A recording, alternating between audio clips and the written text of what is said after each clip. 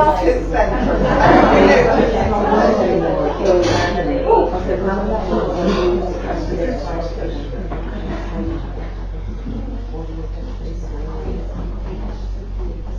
I mean, I just want to say I'm delighted you asked me to be part of this. I've known Freya since she was a student at the Royal College, and we've sort of kept in contact a lot. So it's I just want to, I mean, you've probably all read the sort of blurb and you've seen all the things that she's been doing. She is a wanderer, and I think importantly, she's a female wanderer. She's a walker that goes to different places and encounters different communities in the world, and once she's there she makes work. So I consider her to be a queen of residencies in a way, but when she does these residencies she actually allows the people she meets to become participants in her vision and dream. So that's really generous, I think. She's an enabler of other people in that sort of way. So you've probably looked at her sort of CV, but I thought I might throw out a couple of things. I remember her telling me, being age 7, drawing with a stick in the sand the outline of a house, and that there was an inside and an outside and there was a border. She also told me once when she was walking along the Santiago de Compostela route that she walked with a carrier bag with a couple of frocks in it. Everyone else was wearing big kit, hiking boots, and so there's something about Freya and that sort of lightness of touch when she's in an environment that is very sort of special, and I think we can see that in the work as that she's showing here in Duet. And so you went off to the border, Mexican-US border, and do you know what you were going to do when you sort of got there? I didn't know what I was going to do. I never know what I'm going to do, but I knew why I wanted to go.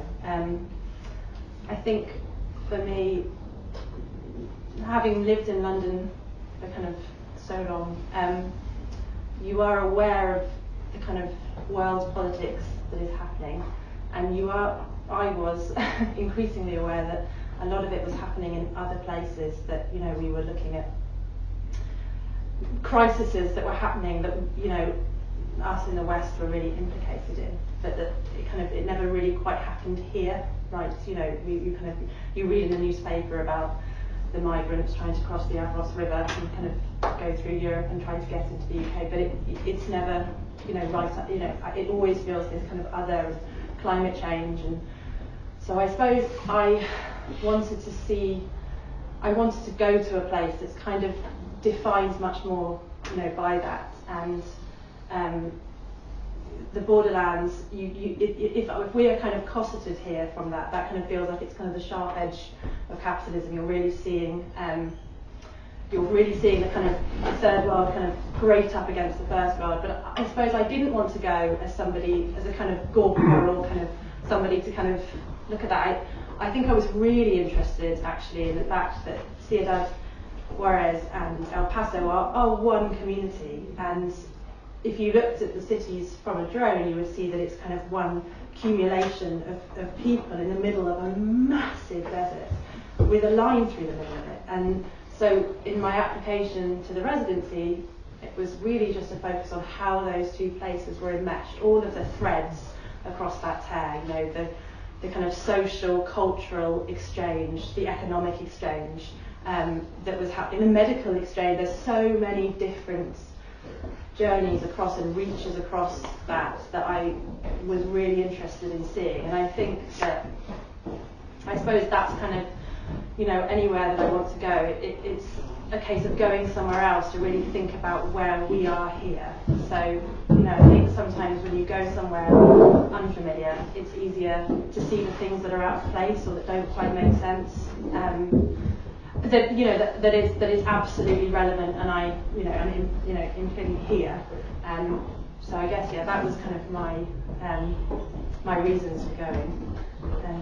I mean, I think it's interesting. I mean, we've probably all gone around and looked at the show, and it's one of the things, the first pieces is the two gardens on the side of the border, and it becomes very clear how important water what the idea of water is in the whole sort of shell, actually, and the restrictions that exist. And before I sort of came this morning, I was sort of remembering certain rivers that exist in the world. Some have been awarded human rights. And one of the conditions of those sorts of rights is that the river is allowed to flow. And you've been in a territory where this river, the Rio Grande, has absolute sort of challenges attached to it in terms of who has access to the water. And that comes across so clearly in your double film in there, where you have the rose garden on one side, and you've sort of written very eloquently about that. And then you've got, the other side where there's a paucity of water. But both films are really sort of stunning. There's heightened colour, and actually I'm really drawn to the dry side, because suddenly when you're looking at the imagery in there, there's bursts of colour, just moments of colour, and it becomes very sort of precious in that sort of way. So, were you going to the gardens daily? How are you doing that? How are you filming that? When we started filming, yes, then I would kind of go most days. I mean, I would go to Juarez. I wasn't going as often. I was going a couple of times a week to Juarez. But I think that the landscape really became my entry point into how I think the other thing to say when you're working site specifically is I'm always really aware that I don't want to go and tell somebody else's story. It's not for me to kind of bounce in somewhere, have an experience and leave. It's much more, I hope, a kind of chance to listen and absorb what's happening. And I think it's such a complicated space, the border. It's such a space of contradiction and paradox, and there's so everything that you can say about the border, you can also say the opposite of this. Specifically, I'm talking about El Paso and Ciudad Juarez, actually. So I think for the first couple of weeks, I was just, I'm incredibly lucky that there's an amazing university in Texas that allowed me to kind of inveigle my way into several different departments and work in their special collections and kind of different libraries. And I think for the first kind of couple of weeks, I was really overwhelmed and thinking, maybe this is just a place that is really important for me to see as a human being, and I will go away from this space and I will make work, pertaining to my experience in here. Maybe I don't, need to start making work right now. But I think actually the landscape kind of crept in and became a way of entering and kind of encountering the space. And I suppose water, I think, when we first arrived, like you said, I am a bit of a walker, that's kind of my studio. Looking at the map, I saw that there was a rose garden in El Paso. That's quite an incongruous thing to find, for me, to find in the middle of the desert, because roses are a very thirsty crop. So, we went and just kind of serendipity, I suppose, we were there in early January, so it was under a blanket of snow, this garden, and the gardeners were there, kind of, so I spoke to them and said, when will these be kind of in full bloom? Knowing that we were leaving at the end of April and kind of really crossing my fingers that would happen. And they said, it's going to bloom on the 28th of April. We can be fairly certain that's the kind of day. So that felt like this is a kind of journey that I can witness, I suppose, in this space. And then knowing that I wanted to film there, then I felt like I needed a corresponding space in Juarez. And I think it's something that was completely subconscious, but then when I was looking at all the work that was going into the show, there's 6 works that were made on the border and 6 works that have been made subsequently kind of since I've been back. And every work that is made on the border has an echo. I think there's 2 of everything. Everyone has a kind of, there is always a balance, a kind of corresponding, whereas the work, like this work here that I've made since coming back is much more about fragmented kind of, it's more about kind of taking fragments and kind of forcing them together as one. So I feel as if potentially from the distance of here that does become more of one place, whereas when I was there I was very much conscious of this kind of two-sided relationship. But the water is something that's very immediately present. I mean, we crossed into, I wanted to cross from Juarez into America on the first day of the residency, so we flew into Mexico and walked across the bridge. and there wasn't any water, and I mean, there was a tiny little trickle that I think was sewage in the middle of the river. And I don't know if any of you've been upstairs, but the kind of photographs kind of show what happens to the river as soon as it becomes a political border. I mean, there isn't. The reality is that there isn't water in the river. I mean, it's extraordinary that it's like that, because you sent me some images, and you said this is Freya Gabie, and it was just a bit of sand with some footprints on it. And I, a few months earlier, had been in the Big Bend National Park, which is where the Rio Grande is full of water, so I couldn't understand how that. In fact, I think we talked last time that one of the photographs, I think I stood in exactly the same position as you, so that sort of view is there. But that idea that water disappears, and this river that we sort of think about as having all this sort of volume and you can swim across to Mexico, just wasn't there in your bit. Yeah, no, and it's such a kind of monumental river that you know, I think that was one of the things that was interesting, that you kind of hope that you go to a place without any preconceived ideas, and then you quickly find that you probably did. But you know, I also thought that I'd be crossing this big river, and then you go and it's a culverted, completely concrete channel with, you know, and actually as we were crossing back and forth to make the film, sometimes there would be water and sometimes there wouldn't, and I didn't understand that for a long time, but we were lucky enough to kind of work with spent a lot of time with the Tigre tribe, who were kind of Puebloan Indians that have been there for long before Mexico and America were a thing.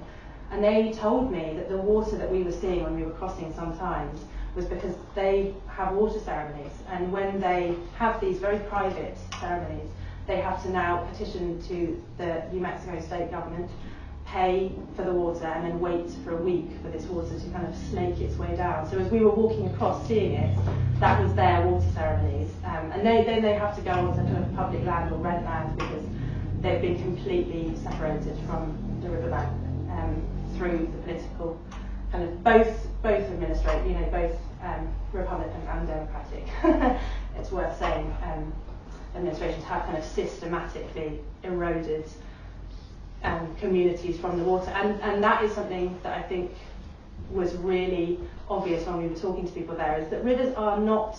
It's interesting that rivers are often spaces that are used as borders, because rivers are actually normally the centre of a community. You know, they are a real space of connection, and talking to people that have been in both cities, you know, even 30, 40 years ago, these were spaces where people washed their cars, people went swimming, you know, they were meeting places, and that now that's completely gone. So, you know, what happens when, natural resource, and, you know, much more than a natural resource, a river, but, you know, what happens when it has to perform this role of political boundary? Yes, I mean, it becomes a thing of sort of power. You know, you even got that in that James Bond film, Quantum of Solace. It wasn't about oil and diamonds, it was about who controlled water. And certainly in Polanski's kind of Chinatown, again, those kind of the powers that play and the politics that play about who controls these things is very evident. And I think it's interesting because you did things while you were there, but also there's been work that's been made on your sort of return, because residencies are often like that things happen when you come back to London. And I'm sort of very struck about the sort of water references that are in all the works that we have here. You know, we're looking at this, which is very languid. It has a dampness sitting on a very sort of dry surface, and we talked about that. And I think some of the things that may not be evident, but actually this is in a complete state of tension, isn't it? One twist more and it could just shatter. And if one of the beads breaks, it just will unravel. Yes. So I don't know how I feel about this work as it stands, but I think that it was a really important process to go through. Actually, for me, that's because it was kind of this, and I think it has an affinity to the kind of ceramic and copper work on the fireplace, and also the baskets that have been kind of ground away. I think I was thinking about, I suppose, just really kind of integral sculptural concerns of strength and failure and erasure and tension, and how things work together, kind of the relationship between things, specifically in this, so when you make a rope, basically making rope is all about tension, because you have, this was made in the Royal Chatham Dockyard, like on the rope walk, and you basically string threads for a quarter of a mile, and then they have a machine that rotates each thread kind of hundreds of thousands of times. And as those rotations happen, just because the material, doesn't have anywhere to go, it starts contracting. But obviously, if you thread those strands with really vulnerable glass beads, unless there's flex, unless there's a kind of a balance between strength and flex in each of the threads that makes way, that as it's kind of contorted, it's also making way for the glass beads, then the glass beads will start to shatter, or it will snap and everything will go. So it's that kind of, I suppose for me, it was that process of trying to find that really tenuous balance where this will work and these things will be forced into relation together to make something that, is kind of bigger than they are by themselves. Yeah, so that and the laundry baskets are on that sort of edge of danger, because you cut away, they depend on the architecture of this building to stay in place. Again, it's a water reference, the idea of the laundry basket and all those sorts of things. But that sort of fragility is something I think very important in all the work that you've got in this show, actually. The fragility of that sort of relationship with place, with the materiality, and the fragility of sculpture, because sometimes we forget to talk about all those kind of formal things, but the way the room was organised, in that you've got that sort of the horizontal, the vertical, things that are just on the point of existence in a way, is really, I think, one of the powerful things in the show.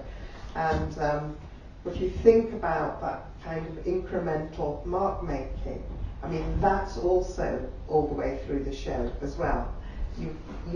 How you talked about making these drawings, but also the hand washing piece. Has everyone seen the soap pieces upstairs? Yeah, I mean, that's an amazing sort of bit of discipline to actually wash away a gram of soap. I think precision was important, actually. Like, I think it's kind of there's an imprecise precision kind of running through, but I think it was the trying to how do I articulate this?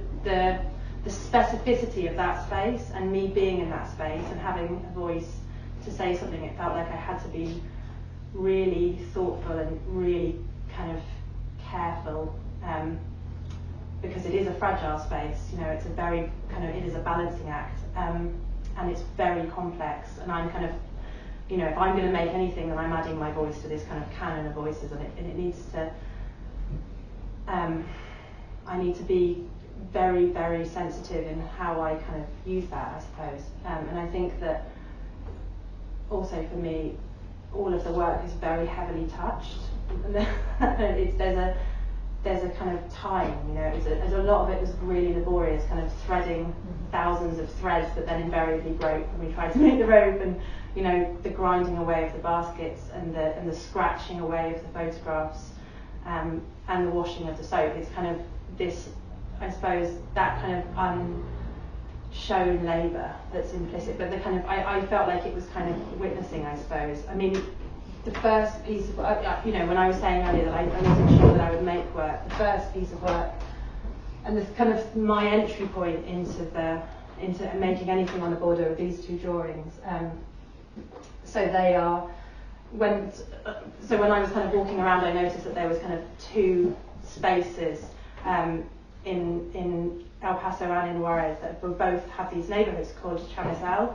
So you have the river on the borderline, and then you have Chamizal in El Paso kind of going along the river, and then in Juarez there's El Chamizal. And I didn't know what this was, so kind of Googled it and found that it's the name of a salt bush, which is a kind of, I spent ages with my partner trying to track this bush down, and then when we found it, it's quite an unattractive, humble little bush.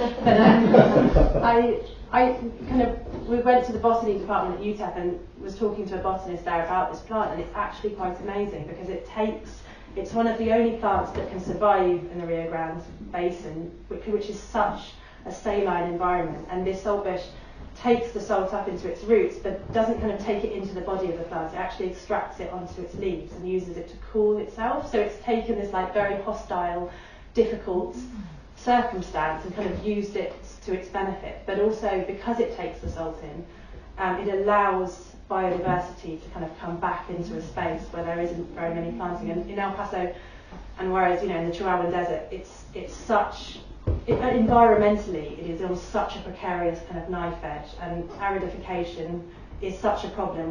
When plants go, you can't retain water in the landscape, so you need to have a kind of biodiverse landscape, and this plant kind of enables that. So in a way, it kind of felt like in a space of edges, this plant felt like it's kind of creating, it's the centre of something, and it's creating a kind of network. And the Tigua use this plant for food, medicine, shelter, fibres. I mean, every single bit of this plant is kind of, utilised by them. But it's also the name of the Chamasao land dispute. So in 1852, the river shifted kind of south, and under the Hidalgo Agreement, that was the border. So America took that land and said, right, well, the river's shifted south, it is now our land.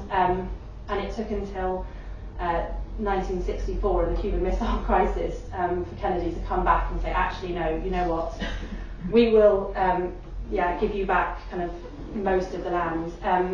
But because it took America kind of over 100 years to kind of give that land back, there is this kind of fluidity to the border, and there were kind of migrants and people that had crossed and made their homes in this neighbourhood, because there's a kind of interesting echo in the cities themselves that I hadn't realised, which was probably stupid of me until I got there, because they're on the foothills of the Rockies.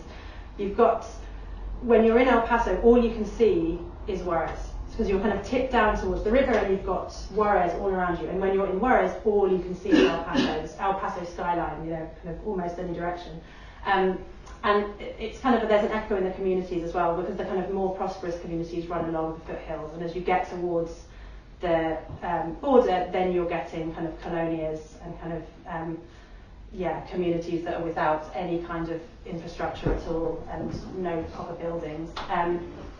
So there was kind of hosts of communities that had moved over in these intervening years, and they were told, unless you leave your homes and the schools that you've made and the kind of shops that you've made and kind of go further into America, you will be back in Mexico. So it was this kind of horrific thing. It was a good thing and a bad, just again, complex. So, but this little bush, to come back to this little bush, this felt kind of, listen to the land, looking to the landscape kind of, I suppose, gave me answers maybe, or kind of at least a kind of road in. So these are two bushes that were in Mexican land and are still in America. They were retained by America after the 1964 agreement, but they were incredibly difficult to draw, and I think that that kind of perseverance, it just felt like failure after failure when I was drawing this drawing, that I would kind of start to draw. This one took me kind of 4.5 weeks, and I would only be able to do a little bit at a time because I would come away with a really big headache. I was drawing it from a photograph, and I would kind of draw a leaf and then lose my place and have to really stop and be like, what leaf was that? And then kind of go back to it and get it wrong and get confused. And so they really started feeling like roadmaps for me. And I think it was that kind of just having to stop and getting things wrong and having to stop and look where I was again and start again and just take my time. So that kind of witnessing, for want of a better word, really helped me find a way of being able to respond. Yeah, I mean, we spoke about these drawings. I think at the private view there were lots of people saying, how, what are they, how have they been made, etc. And I remember you telling me that you began there. Well, I began at the solid bit, easy bit. You just, yeah. And it's just that idea that becomes a journey. Yes, yeah. And it's quite funny for me because I think that's a much better drawing, and I think I'd kind of nailed the process. I don't know. But I prefer this one because I think this was kind of where it was bleached, the photograph, because of the light on it, and I couldn't draw something that wasn't there, and I kind of liked that absence actually. And those were the things that started to look like roads to me. But yeah, I guess it's what you want to achieve, and what the thing that you're working with kind of comes back. It's that conversation, I guess. Yeah, and also all that intensity and that mark making, and how you go into the work, it's evident in all the things that you've sort of done here. But yeah, I just love the idea that you began there and then worked my way worked your way through the landscape of that sort of drawing as well. So how long did this one take? 4 days. 4 days, and this one was 4.5 weeks. 4.5 weeks. Yeah. Okay. That's strange things. Yeah. Okay. Is there a piece of work you'd like to talk about that's upstairs? Well, I mean, maybe we could ask them. Yes, we I could can ask. talk about. Yeah. Yeah, I don't know if there's any pieces of work that people had questions about. Or, yeah. I'm intrigued with the soap installation. So you must have put an inordinate amount of work into it and taken an inordinate amount of skin off your hands. I did. My hands were process. really dry, and the whole of our flat had this kind of horrible residue all over it. It was quite something. So there's two heights that my kind of, I think when I came away from the border, there is a material kind of vernacular of the border that I was quite interested in, and there's these two high streets. So what I was saying earlier about the kind of cities running into each other, the high street of El Paso literally runs into the high street of Juarez, and you've got this bridge in the middle, and there's, for privileged people like us, there's even apps that will tell you how quick the border crossing is. So, you can go from third world Juarez into first world, America within 2 minutes if you get a good, nice border guard, and there's nobody on the bridge, which is quite something. But the interesting thing about these two streets is they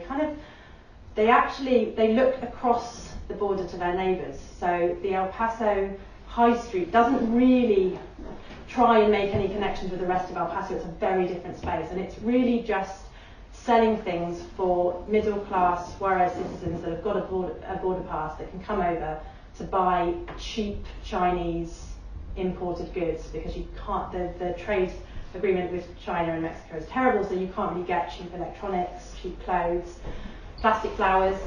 So that street is just really kind of catering for the kind of Juarez neighbours, and if you go across into Juarez, that high street is just tequila bars, chemists and dentists for medical tourists that are coming over, to get a filling and have a margarita. So that kind of became a bit my studio space, because you could find the kind of the amazing material language and the kind of currencies of materials that would kind of disappear as soon as you cross the border. You wouldn't see certain materials, and I suppose there was a particular kind of currency to soap and the concrete blocks. I mean, the concrete blocks are almost reminiscent of people's bank accounts. When you go across to Juarez, when you're in the kind of colonias along the borderline, every plot has a kind of different sized pile of bricks. Those particular bricks kind of outside where they're living, because people are living in at least at the beginning, people are living in kind of houses that are made with whatever they have. I mean, there is a real provisionality to the border in the sense that people are kind of making houses of tarp, cardboard, bits of ply, and they'll work in the maquiladora factories, and when they've made money at the end of the week, they'll buy bricks. And so these bricks kind of represent a kind of wealth, because when you've got enough bricks to make a room, you'd make a room, and then it would start again. So you see that kind of when you're in Juarez, and then of course when you come over to El Paso, no one puts concrete blocks. There's big sparkling skyscrapers, and kind of similarly, soap was something that I was working with, because it was a very prominent, thing that was getting sold in El Paso for Juarez kind of shoppers coming over, and I guess I kind of liked the material kind of interplay between them, but also just it happens that a box. A full box of Lifebuoy soap, there's 96 soaps in them. And I knew that they're 100 gram weight, so I kind of bought a box really hoping that when I I took the wrapper off, they would weigh 96 grams, and they did. Thankfully, that never worked when I did. So then that kind of idea of kind of just washing one box away, kind of a gram at a time, kind of felt right. But I didn't know that the concrete blocks would have such a kind of proportional. That was chance actually when I put them on that kind of worked. But yeah, I liked their conversation that they're having really. Again, and again, I guess water and yes, no, yeah. it's been through. Can I ask you about your smuggling? Okay. Yeah, the rocks. The rocks. Yeah. Okay. Yeah. So there's lots of kind of, yeah, I think I quite like misbehaving a little bit. You're not allowed to take any kind of biological things across the border. But it's quite, you know, again, it's kind of stupid. There's a lot of movement. For a place that is defined by separation, there's also a hell of a lot of movement that's happening, you know, but it's mainly movement of objects and stuff. So you've got NAFTA border zone there, so Maquiladora kind of graced the entire borderlands, and manufacturing happens there. 95% of the manufacturing of most of the stuff that America exports and sells internally is made in America, is actually made in these Mexican factories. But they have to make, I think it's about 5% in the States, so there's kind of Arctic lorries coming back and forth, just moving stuff, just so that there's a bit of kind of making being made on that side of the border, they take it back. So I was kind of interested in all these kind of exchanges as well, and then the fact that it's kind of one land, but I'm not allowed to take a rock. I can kick a rock through the fence, but you know, I'm not allowed to kind of take it with me, and I'll get searched, and I won't be allowed. But there's also a big refinery in El Paso that is closed down. It's got a really horrible history of kind of very, very bad working conditions. So it was closed in the 90s because people were dying of lead poisoning kind of from the age of 30. But that was set up to make brass, which is what those rocks are made out of. Because there is so much raw materials in the... I don't know why this has happened just in Mexico. I don't know whether there's I didn't ever get to the bottom of this, but because I assume that there's raw materials in America as well. But the zinc and the copper needed for this refinery comes from Mexico, and under the Diaz government, Sarco was allowed to make kind of railway tracks that go straight across the border, into the mountains, to the mines.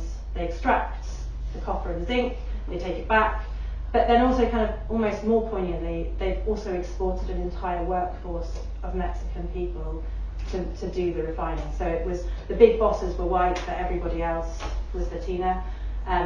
They had to build their own houses on company land, so they weren't assimilated into El Paso at all. It's called Smelter Town USA if you want to look it up. And you can see it, so when you go on the Interstate 10 in and out of El Paso, we were kind of seeing this kind of small cemetery that actually is not that small when you get up close. And I said to my partner, I really want to walk out there and kind of have a look.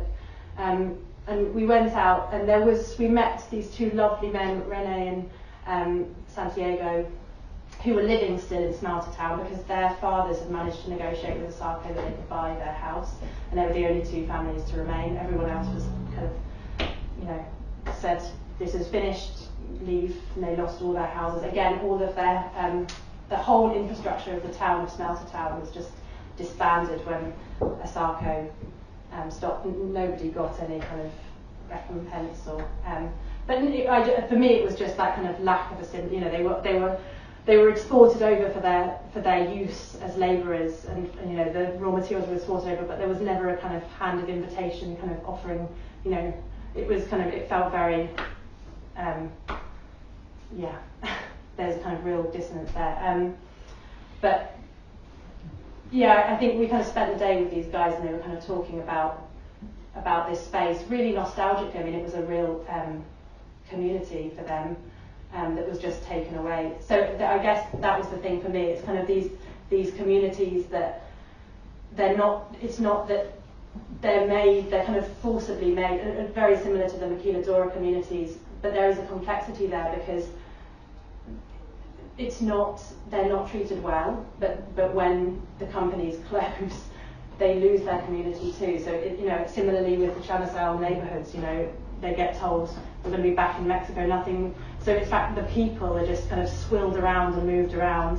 And so as much as it's kind of, you know, you think about the divisions and the stopping of people, there is also this kind of movement that's kind of quite difficult too. And just on the way back from that walk, I picked up a stone in El Paso and took it back to the studio and kind of made a quick mould. And then the next day when I went to Juarez on the food run and to film in the gardens, I picked up a similar sized rock and kind of took them across the border, which is an illegal act, but I kind of thought that was quite funny given what's happening, you know.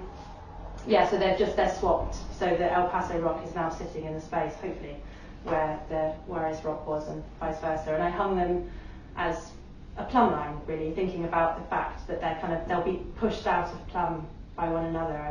I think that the interesting thing for me about El Paso and Juarez is their proximity. You know, I think there's a lot of romance about the border as well. You know, there's the whole kind of, you know, but the cowboys and you know, there is and I think what's interesting is that there is no space for romance when you get to El Paso and Juarez, because you are right next to each other. You know, you are grating up and down. There is a friction there. There's no space for that kind of romance to gather. But there's also within that a hell of a lot of empathy. You know, and there is a hell of a lot of connection and. Which you don't find in the rest of Texas. So it's a really interesting kind of violent but also incredibly warm space. Yeah. Has anyone else got any questions? You want to talk about the photographs, actually? Yes. Yeah, sure. So the photographs, I wanted to see the river because we hadn't seen any water. So we went. I kind of wanted to see what the river looked like before it was a political boundary. So we went up to the kind of top of New Mexico. So kind of the top one, if you've seen the photographs, is the George Dam, kind of looking out towards Colorado. And the top four are before it gets to the political boundary. And then you're kind of into kind of Juarez, El Paso, and then you've got Big Bend. But I think for me it was just seeing the journey of the river, you know, what happens to the river when it becomes a political boundary. So with that, I've just taken the same photograph and they're just scratched away. I've just removed the land from the water. And yeah, I mean, I hope that where I chose to kind of show you kind of gives you some, you know, so you see the Elephant View Dam, you see where the water is being held, so very little water gets to Mexico for most of the year. There's irrigation season in kind of April, June, and a percentage of the water of the Rio Grande is let loose.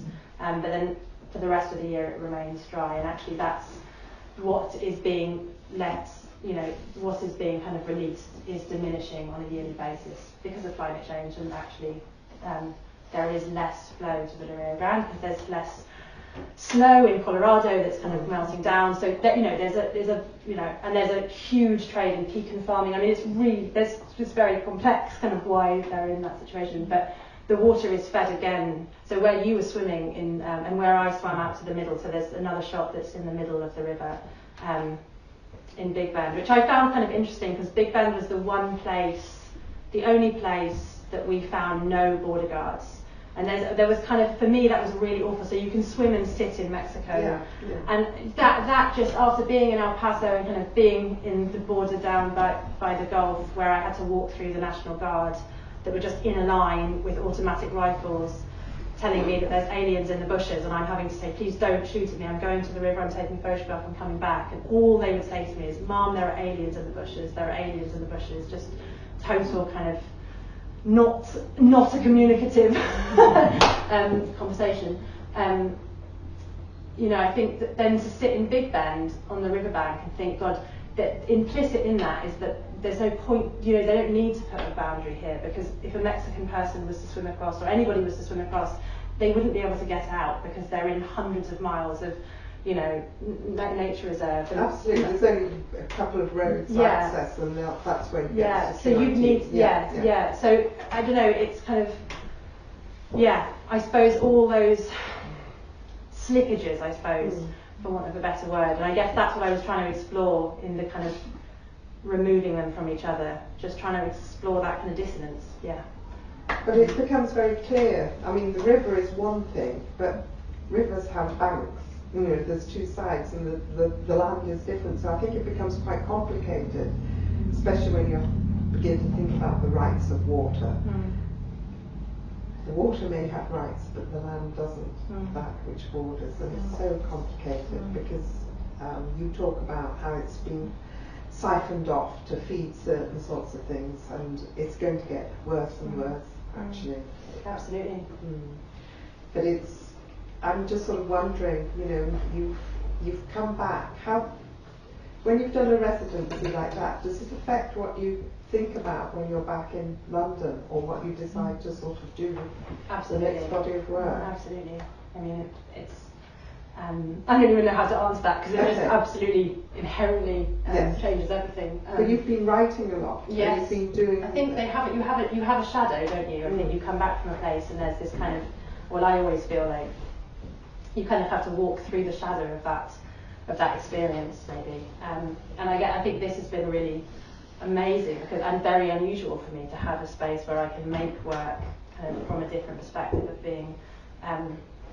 Back here kind of thinking about it, because normally it's a very, very intense period of working, and I kind of come back and then it's kind of on to the next thing in a way. But yeah, absolutely, I think every time you have the privilege of meeting another community, another kind of how people, you know, and I'm deeply nosy, like finding out how you know what people value, how people live, how people deal with the situation that they've been given is always tremendous. I don't even have.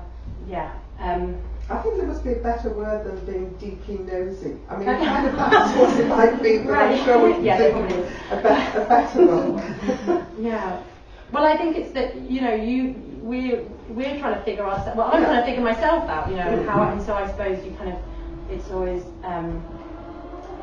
amazing to be able to be given the chance to see what it's like to, you know, not that I can ever know what it's like to live with somebody else, but you have more of an idea.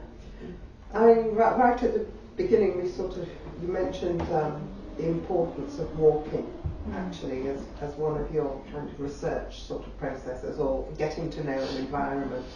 Do you see yourself as part of a tradition of walking women? And there is a tradition of walking women. You know, Rebecca Solnit. Yeah, well, I mean, a couple of my heroes. Yeah. Okay. I think there is something in that kind of the time, I suppose, the kind of the slowness and the being inside. I think that was kind of what I was saying in terms of making the work. That there's that kind of the time and just being in a place. Yeah, I don't know whether I'd like to. I don't know. Well, I think you should be. Okay. We have lots of books by men that do walking. I'm interested in you doing the walking as a woman and what that might sort of do in terms of the future. So look forward to the publications.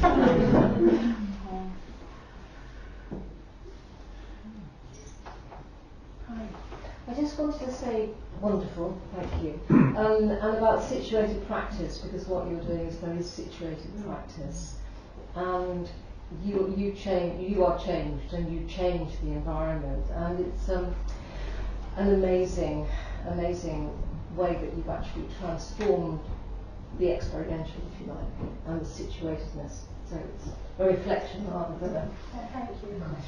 Thank you. Any questions? Well, thank you very much. Thank you.